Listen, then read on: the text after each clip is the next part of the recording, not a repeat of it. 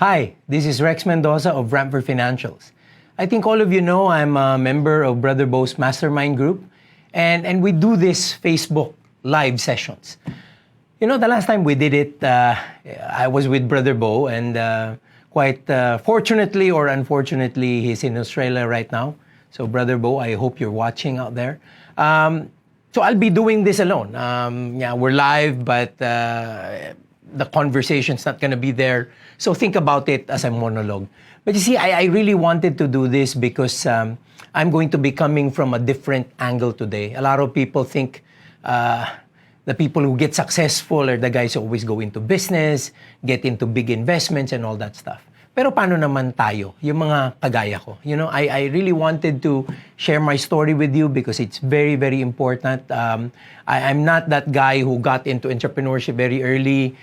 Hindi ako nag-invest ng ganung kaaga na, you know, may pinanggalingan akong kapital. Walang ganon. You know, I was an employee. I was in school. I was told by my parents, who are both government employees, that I should do well in school so that when I get out, I'll get a stable job. And from there, track my career in the corporate world or even in government. I had that solid belief that I'm going to be doing it as well because I had limitations. Karamihan sa inyo, parang siguro kagaya ko. Number one, yun nga, ang tanging asset ko noon is my education. And a good education is that because I graduated from the University of the Philippines and I think I did well in my academic and extracurricular life. Pero pangalawa, ang pinaka-importante sa lahat, I didn't have capital. I didn't start with anything. You know, as I've said, wala akong ipon, wala akong itataya sa isang entrepreneurial venture, wala din naman akong exposure. You know, I probably would want to share with you a very big portion of my life, but basically the exposure I had to business is you know, not just fairly limited, but maybe masasabi nating hindi ganun kaganda. Kasi ang negosyo ng parents ko, jeep at saka tindahan.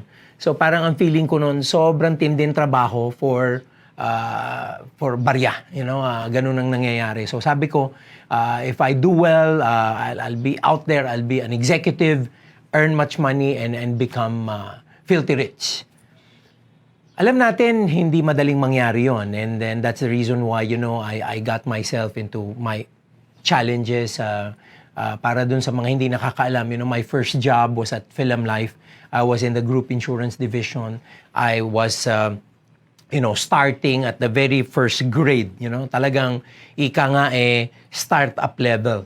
I can say that I learned a lot from that time till I did very well in my career. But most of the time, ang talagang naaalala kong nagpapaganda ng you know, kaalaman ko, experience ko, are the tough challenges, no? The twists and turns of a career, the failures, yung siguro yun ang mga tinatawag nating life-changing moments, no? Where careers are actually made. And I can remember a few, and I'd like to be able to share this with you, no? Ang pinaka-unang challenge ko sa lahat yung pagpunta ko sa leadership role, no? I tried to rise in my career. I was able to get somehow education at AIM after being an account executive for about a year. Kasi alam nyo, nangyari doon, pagkapasok ko sa trabaho, this kind of ages me. I don't like to do this, but I have to give you that detail. Nagtrabaho ko 1983 that was June. You know, in 2 months, nabaril na si Ninoy. So, wala nang nangyayari. So, I felt, you know, wala pa akong 1 year. Sige, mag-aaral muna ako. So, I was able to get this education at AIM and you know, it prepared me, no? Tamang-tama, nung natapos yung pag-aaral ko ng 2 years, EDSA Revolution, you know, anything you touch is gold. But, you see, I got back to Film Life, and I was now from being a you know, first level account executive for the division, I now became head of group marketing, no? And I handled people. So that was the biggest challenge. And now I might say where my initial failures happened. Kasi ang nangyari sa akin noon, syempre galing kang AIM, akala mo magaling ka, akala mo alam mo ng lahat, no? But what I didn't realize was that I was handling people with greater experience than me. In fact, many of them were in film life before I was born. Parang ito ka, parang rising star, akala mo alam mo lahat, tapos lahat ng mga tao mo, mas marami talagang alam sa'yo dun sa totoong negosyo ng kumpanya. I put my face flat on the floor many times because I've been trying to make changes that somehow didn't work. And it was so frustrating. Until I realized one day, ano ba talaga nangyayari? Bet ako nagkakaganito. And I realized, the very people I was working with are working against me rather than with me. So alam nyo nangyari, I brought everyone to Batangas. Nagkaroon kami ng bull session. Pero yung panahon na yon, hindi ganun ka-formal yung mga team building at planning na ganyan eh.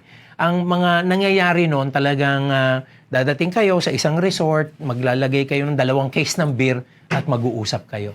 Yun ang nangyari. So, nagkahingahan kami ng sama ng loob. And one thing I realized, I wasn't a good listener. That's very important for you guys who want to rise up in a corporate career. Listen more. I know you're young. I know many of you know a lot. I know you want to make changes, make a difference. Pero before you can do it, you have to do it within a small sphere of people before you get down to a bigger stage. So what I realized, hindi ko pinakikinggan itong mga to. Yes, I know the new tricks. And the old dogs can be taught new tricks. But the old dogs know the ins and outs of business. And they can actually mold whatever they have, whatever they know, with what you have and what you know, so that it becomes a formidable combination. Alam niyo nangyari after that? Nagtutulungan kami, lahat ng ideas, nagkakatugma, and before you know it, we were ramping up. Alam niyo, ang culmination ng failure na yan, kaya lagi ko sinasabi, ang failure is postponed success. Failure is postponed success as long as courage coaches ambition. See, after that big failure, those small challenges, alam niyo ba, in about a year and a half, our division, group marketing, was number 1, not just in the Philippines. We were number 1 globally for AIG, which took me to the Seoul Olympics to watch this spectacle with my parents for free, because I am the number 1 operation, not just in Southeast Asia, not just in Asia, but globally.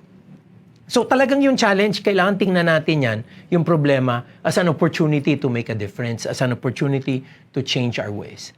The other big challenge that I faced was when, I got out of film life, doing very well in an industry that I've been part of for decades. And then I moved to a new company. I moved to a new industry. And that was my move to Ayala Land in 2005. Again, siguro, double challenge because on one side, I know I have something to contribute. I know I have a lot of things that I can do with what my experience was in the past and with what my strategies that were, plus the resources and the asset base that this formidable conglomerate has. But you see, siyempre, in any new organization, papasok ka, mataas ang pwesto mo, there are challenges, no? Meron tinatawag na konting siguro lack of trust, no? Parang sino ba yan? Si Rex insurance ang pinanggalingan niyan, hindi naman yan galing sa real estate. So parang ang feeling ko noon, imbes na maniwala sila sa sinasabi ko, na-challenge sila and somehow they try in a way to prove me wrong or to teach me in the ins and outs of that business. Again, when I encountered that challenge, I was trying to make a difference on top. I was trying to push strategies that never permeated through the organization. Hindi bumababa. Maganda yung idea ko nandun lang. Nagmukha akong consultant. Boss, pero consultant. Because on the field, hindi masyadong nai-implement yung ideas na gusto ko. Pero alam nyo, sa Ayala Land kasi, let's face it, magagaling na silang lahat eh. I mean, they are doing very well and they are at the top of their game. I mean, for whoever I was, I have to be able to contribute to get the trust. I have to be able to make sure that, I implant some of my ideas that help other people. So when I understood that, I knew that there has to be a solution. So tamang-tama naman, kaibigan ko dyan si Mr. Bobby D, who's the president of Ayala Land today. Kaibigan ko din si Dan Abando, who's now the president of MDC, the biggest construction company in the whole country. Nung time na yon, medyo nagta-transition kami in, let's say, making the residential business group really become better, no? In terms of linking up to their markets. So anong nangyari? We unloaded and launched a brand architecture. So, dun sa brand architecture na yon, hinati-hati namin ang mga organization para klarong-klaro, okay, Avida ka, may Avida market ka. At ang kalaban mo dyan, yung kalaban ng Avida. Hindi mo kalaban ang ibang division ng Ayala Land. Alveo ka, at that time Community Innovations, may market ka for Community Innovations. Iba ang kalaban mo. Nandyan si Mega World, nandyan ang mga katapat mo. Hindi kalaban si Ayala Land Premier at hindi kalaban si Avida. So, in terms of a working, strategy, it makes a lot of sense. Madaling isipin na, yan ang tama. Parang customer-focused ka. Pero teka lang, naisip ba natin, kahit paano, internally in an organization, may konting pasikatan dyan, may konting internal competition. Hindi mo maaalis yan. So, instead of looking at a competitor outside, sometimes, in a corporation, we look at each other and we compete with each other. Kasi ang nangyayari, sinasayang natin yung resources and energy because the conflict happens from within, not with competitors outside. And the engagement with customers become really, really confusing. So anong naging solusyon? Talagang sasabihin ko, malaking utang na loob ko ito kay Mr. Bobby D nung sinabi niya sa akin na, Rex, I have a problem actually. Yung problema niya naging opportunity ko. Ang sabi niya, syempre, aakyat siya sa residential business group, pupunta siya ng Ayala Land Premier, siya ang presidente ng Alveo noon. Sabi niya, ang gusto niyang gawing presidente ng Alveo si Dan Abando. But Dan came from construction. Somehow, medyo hindi angkop na angkop agad sa market-facing or marketing-oriented na approach in an organization kasi galing siyang construction. Pero alam mo, naisip ko yung nasa utak ni Bobby noon, ang galing eh. From construction, lalagyan niya ng experience si Dan sa negosyo para in the future, when he heads up the biggest construction company in the Philippines, he has an idea of how it is to become a CEO of a frontliner company. Kasi alam niyo, ang problema minsan, yung nag-head ng construction, never naging part ng sales at marketing. Never naging part ng forward-looking or customer-facing people. So in the end, lagi silang nasa likod, hindi nila naiintindihan yung tension between sales and clients. Si Dan, naging presidente siya. So ngayon, naiintindihan niya yun. But the problem of Bobby was this. Kailangan i-backstop niya si Dan ng isang tao na maaaring strong dun sa sales and marketing. Alam niyo, problema ni Bobby naging opportunity ko. Why? Kasi, from my spot as Senior Vice President, bumaba ako to be Head of Sales of Alveo, reporting to Dan. Alam niyo, si Dan Abando noon, AVP. SVP ako. But for Alveo, I am Head of Sales and Marketing. He was President. So, sa labas ng Alveo, he's actually lower than me, pero sa loob ng Alveo, I actually report to him. Pero alam niyo, that's what I want to tell you about the ins and outs of corporate existence. Don't think about hierarchies. Don't think about titles. Don't even think about, entitlements. It's all about contribution. If it makes you contribute better, take the role, take the responsibility, magpakitang gilas ka. Some people thought at the start, demotion. Ayan, tingnan mo si Rex, tingnan mo. From SVP, dito na lang siya. Mindset ko iba. SVP, mukha akong consultant. Ngayon, nandito ako, I can now show people how it's done. I can now play the game. And alam nyo, akatuwa din naman because it came as a blessing that, my deputy is Robert Lau. Robert Lau actually heads that entire team today. Looking back, ang ganda din ng naging track namin ni Robert Lau. Kasi magaling din talaga siya. So, ang nangyari, yung ideas ko na implement ngayon, and it's on the trenches. It's not way up above where you get, to lose many of the things, many of the details in transition. We were able to unleash it, and looking back, parang somehow people sometimes give me credit for it, but I can tell you it was a team effort. Pero tingnan nyo yung pangyayaring yun. We started at the Alveo team, siguro 30, 6 na manager, 7, 8 at best, 30 property specialists. Alam nyo ba kung ilan na ngayon? Ang Alveo ngayon, more than 1,000 sellers na. And we're probably doing more than, 30, 40 times more of the sales. And I can tell you this with a lot of pride. Yung benta ni Alveo today, mas malaki pa sa benta ng buong Ayala Land when I was there. That is history. That is how things unfold. So, nung nagkaroon ako ng chance ipakita, syempre nakita ng Avida, nakita ng ALP, nakita ng buong organization. Meron din naman palang sinabi itong si Rex. Meron din naman pala siya pwedeng i-contribute. So, ano nangyari? They now embraced me, they now accepted me, and I became part of the team. Kung kinontra ko sila dahil sa position ko, sigurado ko things won't work.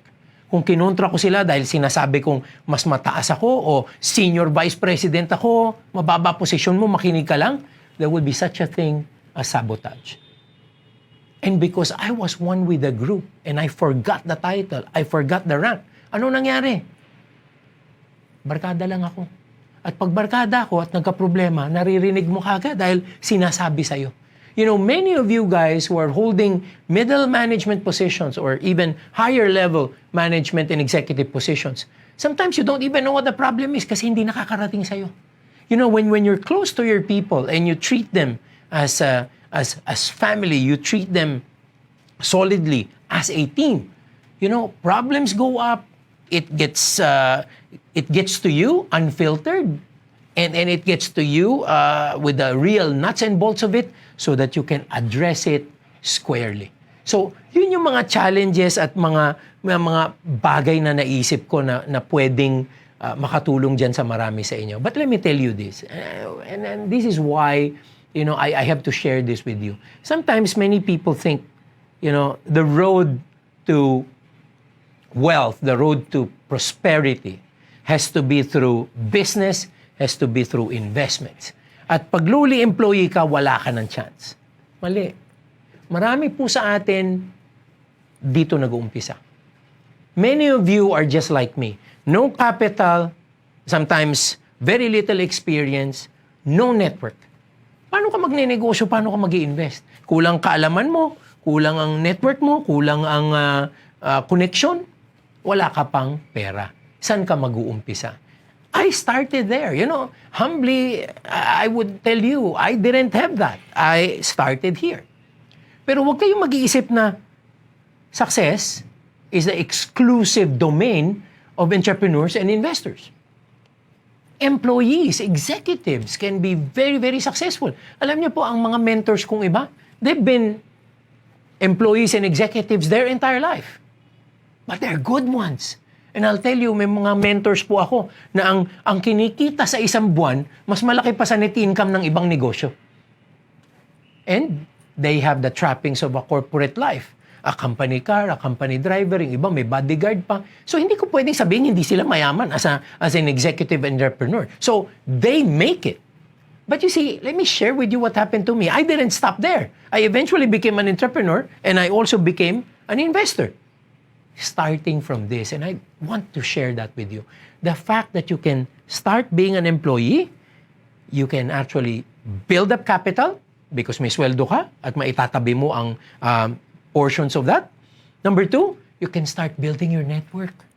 As an employee, magiging exposed ka. Yan ang magagamit mo later kung gusto mong maging entrepreneur. Hindi ba? And then pangatlo, dahil meron kang puhunan, you can actually start investing so that in the future, you can have capital for this. I fired from all cylinders. Yan ang nangyari sa akin. Sasabihin pa ng iba, so Rex, paano yun? Paano ka naging entrepreneur? Empleyado ka. Alam nyo, pwede naman talagang gawin yun. Bakit? Hindi naman kailangan ikaw ang tao doon at tao dito eh. Minsan, pwedeng asawa mo nandyan. Minsan, may mga kaibigan ka na magagaling. Tataya ka sa negosyo nila. Dalawa lang pong bagay ang very important. One, disclosure. Magpapaalam ka. Siyempre, your company pays you a salary. When your company pays you a salary, you will have to live up to the expectations of that company and earn your keep. So kailangan, para may respeto, magpapaalam ka. Hindi ka magsasa-sideline na hindi nila alam. Maganda yung alam nila para wala kang tinatago. And pag wala kang tinatago, there is emancipation. But let me tell you, the second thing is more important. Yung second thing is performance. Pag maganda ang ginagawa mo sa trabaho mo, maganda ang performance mo, bakit sila magrereklamo kung may sideline ka? You're delivering more than what is expected anyway. In fact, some bosses will even think this, kaya pala si Rex ganyan kasi entrepreneurial siya talaga eh. At magagamit niya yung qualities na yon in forwarding the interest of the company. So it's very important that you realize this, that employment is a good pathway to success. It's a good pathway to abundance. But if you have the chance to veer away and do other things, why not?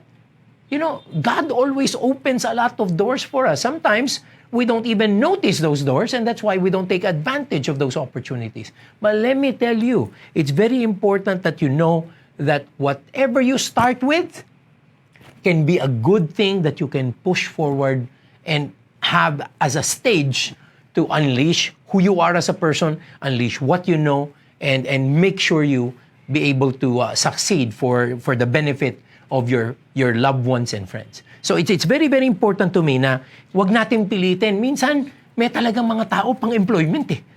Tapos pinipilit nilang maging entrepreneur, nagfe-fail. Di ba? Hindi naman po madali. Sabi nga ni Brother Edward, kung alam lang natin lahat yan, mayaman na tayo. Di ba? So, ang importante sa atin, galingan natin where we are. If we have other opportunities to do things, better.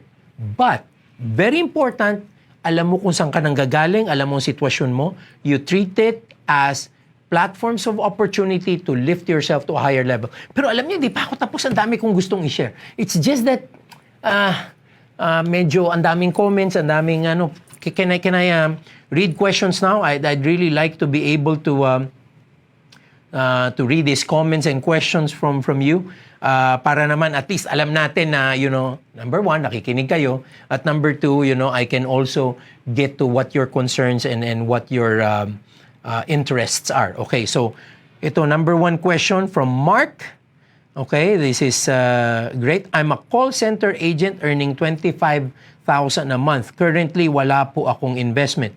Paano po ako makakapag-start mag-invest? Sakto lang po every month yung sahod ko. Now, doon pa lang sa tanong na yun ni Mark, alamin na natin dapat clear na clear, meron dyan mga tinatawag na belief systems na kailangan nating baguhin.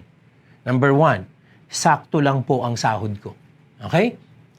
Lahat po ng sahod sakto eh. In fact, I can tell you this, lahat ng sahod kulang. Wala naman nagiging eksakto, tama-tama, or sobra eh. Kasi, madali pong gumasta. Sabihin ko sa inyo, pag ang sahod nyo 15,000, pwedeng sakto, pwedeng kulang. Pag ang sahod nyo 1 million, pwede ring sakto, pwedeng kulang. Dahil nasa tao yan eh.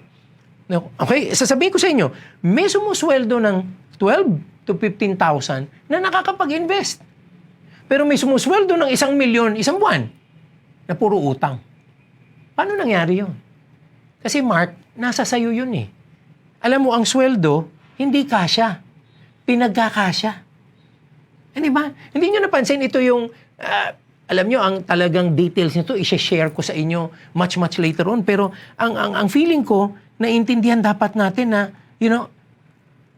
nag-uumpisa yan sa akala mo, maliit eh. Tapos lumaki na, parang lalong lumiliit pa rin. Ito, napakagandang sabihin, napakagandang isipin po nito. Ha? Bakit yung sweldo mo, nung maliit-liit pa, parang kasya? Ngayon lumaki, saka hindi nagkasya. Why? It's because your lifestyle went ahead of your income. That is the reason why you cannot invest. Pero may taong napagkakasya yung 20, may taong napagkakasya yung 15, tapos ikaw 25, hindi mo mapagkakasya. Pwede yan. I'll tell you. And this is a mind-boggling thing for many of you out there. Sa Ramper Financials, may kliyente kami, 1,000 a month, bus driver. May kliyente kami, 1,500 a month, security guard. Ba't sila kaya? Kayo empleyado, call center. Why? Kasi lagi kayo nasa 7-Eleven, lagi kayong nasa milk tea, Starbucks. Hindi ba? Yung 3-in-1, kape din eh. ₱5 lang yun, ₱7 lang yun. Ito 150 eh. Ito 180 eh. Di ba? Alam nyo, Mark sorry, pero ang dami kong ginawang seminars for call center agents. I'll tell you this ang reklamo sa akin ng mga HR nyo. Sir, libre kape dito, pero bumababa pa rin sila sa Starbucks. Bakit? Ba't nyo ginagawa yan? Alam mo ba, minsan nga, sometimes some of my friends hate it and then make it sound funny that parang ginagawa kong kontrabida ang Starbucks at milk tea all the time. Pero totoo yun eh. Yun ang luxuries that we think we're entitled to. Pero yun ang dahilan kung ba't wala kang i-invest. I'll tell you this. Kliyente namin na 1,000 to 1,005. And it's real. It is not imaginary. Kasi po nagawa na. Milyonaryo bus driver. Milyonaryo public school teacher. Why? Consistently investing on a monthly basis for several long years. So, pwede kang mag-invest. At maybe, sa umpisa, dahil 1,000, 2,000 lang yan, simpleng investment lang. Pag lumaki na, saka na natin gawing medyo complicated. Saka na natin gawing medyo risk-laden. But in the meantime, let's keep it simple. Alam mo, pinaka-importante, Mark, maumpisahan lang. Pag naumpisahan mo yan, tuloy-tuloy na yan. Bakit? Ano ba talaga ang ingredient dito? Disiplina. Disiplina talaga yan. Okay? So Mark, I hope I was able to help you with that question. Next question here is from Erica. When you were an employee, did you encounter a difficult boss? Wow. And how did you handle it? Alam nyo, napakagandang tanong, Erica. No? I'd really like to commend you on this because you are really, really very honest. No? Talaga namang ganun. There are horrible bosses and there are great boss/mentors. No? Depende na lang kung anong ibe-bless ka ni Lord, di ba? And sometimes it can be a roulette, it can be a game of chance. Pero dapat hindi ganun. Okay? Ang learning, ang maturity, ang experience, hindi yan dala ng mga tao sa paligid mo. Dala yan ng paniniwala mo ukol sa kanila. And let me explain that further. It is not your environment that will shape you as a great employee or executive. It is you and the way you interpret your environment. I've had horrible bosses, Meron ako naging boss, siyempre hindi ko na siya papangalanan, hindi ba? Dapat ang position ko, manager na ako eh. Manager. Pero he doesn't like me. He doesn't like me. So anong nangyari? Pinag-deliver niya ako ng mga diary. Alam mo, pag Pasko, ang trabaho ko mag-deliver ng mga diary. Talagang, graduate ako ng UP,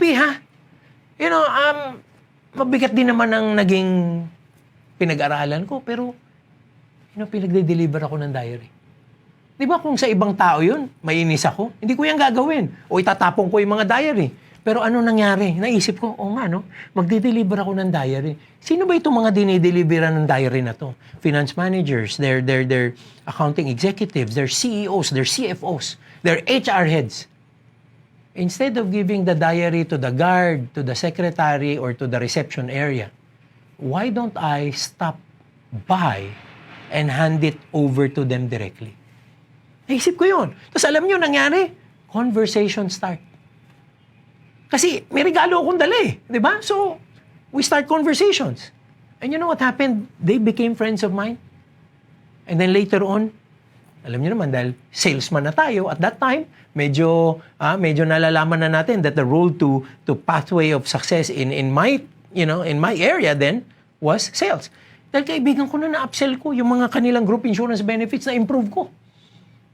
Kasi kaibigan ko na sila And when I became head of that department, can you just imagine all of my connections? So, ang galing pala ng boss ko. He was a great relationship builder. And di ba? Pinag-deliver ako, pero yun ang nangyari. So, blessing pa rin siya. Minsan po, God gives us challenges to make us grow. So, don't, look at your boss and say, he's the worst kind. Hindi. Pwede mo pa rin niyang isipin ganito. May matututunan ka dyan. May matututunan ka dyan. At the very least, ganito, pag naging boss ka, hindi mo gagawin yung ginagawa niya sa'yo. Di ba? Yun ang pinaka-importante sa lahat. Okay, so let's move on to the third question here. From Peter, okay ba pong mag-loan ng pera sa SSS para makapag-start ako na mag-invest? kailangan klaruhin muna natin ito. No? Ang rule of thumb, huwag tayo mangungutang to invest. Why? Sometimes ang investment, may risk yan. Ang utang, siguradong may interest. So, it can go against you. Pero, yung utang kasi sa SSS, meron niyang talagang pwedeng pagdalahan ng ganito. Remember, SSS has different kinds of loans. Actually, SSS has a loan for investments. And I can tell you this, quite frankly, ako, kinuha ko yan. Alam niyo ba, nag-loan ako para bumili ng Meralco shares nung IPO. Di ba? So, kumita ako dyan. So, I'm not gonna say to everyone na masama yan. Pero, kailangan isipin natin ganito. So, long-term dapat yung loan mo, maganda dapat yung interest, which is what SSS gives you. Pero, ang importante is where you're gonna put it. Pag nag-loan ka, nag-umpisa ka ng negosyo, too risky. Too risky. Kailangan kahit papano yung mamamanage mo, yung paglalagyan mo, at malalagyan mo ng tinatawag nating asset liability matching. May liability ka dito, nagbabayad ka ng interest, ano yung pwedeng maging growth ng asset mo? And stick to the standard, stick to the manageable, and stick to things that will not really be too volatile. But you know, I have a lot to share. Parang medyo, sorry medyo gipit na gipit ako dito sa ating session, but we will have a program. You know, it's a very, very unique event. You know, we're going to be having a wealth conference. And tandaan niyo po ito, there are links around this video. If you can click that link para malaman nyo kung paano makapag-attend, paano makasali sa investment conference na to. We have wealthcon.ph. Mangyayari po ito July 27 at SMX MOA. SMX Mall of Asia. Nandun po kasama ko si Brother Bo, Edward Lee, Dean Pax Lapid. It's going to be a very unique event. Kasi alam nyo naman, kami kahit papano may specialties kami. But it's very different kasi parang may ganito, may question and answer. Minsan kasi pag nag-attend tayo ng mga seminar, hindi naman tayo nakakapagtanong. So hindi nagiging personal yung ating learning, hindi nagiging masyadong relevant for many people. So we'd want to make sure that we are relevant. We want to make sure that we're going to be making a difference. And this is for everyone. You know, don't think that, you know, you don't have enough yet. Don't think that alam mo ng lahat. You know, these are all the whole spectrum, the whole range. No, it's a program for everyone because it will be an eye-opener for many, and in many, many ways, that eye-opener can be able to help you. So, click on this link and then make sure you attend that program. Alam nyo, excited na excited ako dyan. I know Brother Bo and I, together with our mastermind friends, we're going to be making a difference to you. We're going to be making a difference in your lives. And moving forward, we are gonna continue this bond, this friendship, and we hope that we can make a difference so that you will be on your pathway to abundance, on your way towards meaningful and genuine prosperity. Till then, thank you so much.